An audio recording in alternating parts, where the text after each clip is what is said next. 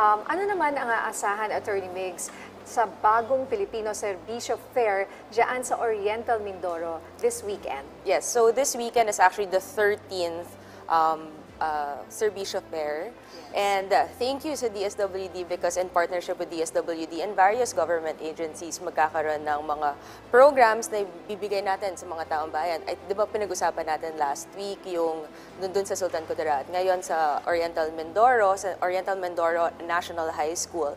With DSWD, nandiyan yung card program. So yun yung cash assistance galing sa DSWD, yung sa IX nila.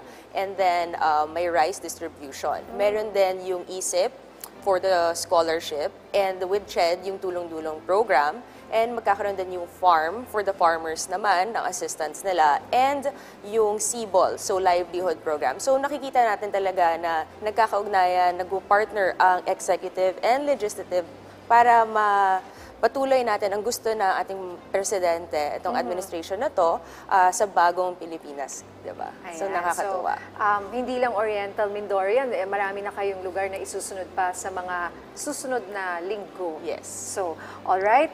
Ito naman, maganda ring balita, kaya medyo naka-purple. May purple shade ako ngayon.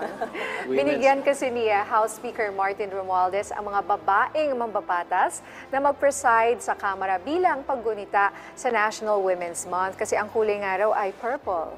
Okay, so kumusta naman, Attorney Migs, Congresswoman, ang estado ng mga women lawmaker pagdating sa pagsulong ng batas sa Kamara? Well, mga ilan kayong mga kababaihan dyan compared sa mga kalalakihan? I think we're about 20%. So, just 20%? Yeah. So, 20-30%. Yes. Pero mas malaki na to na porsyento compared to before. At diba, ang swerte mo na si Yusek napapalibutan ng dalawang babae ngayon. Diba? Kasi Women's Month. This is our month, Yusek, Edu.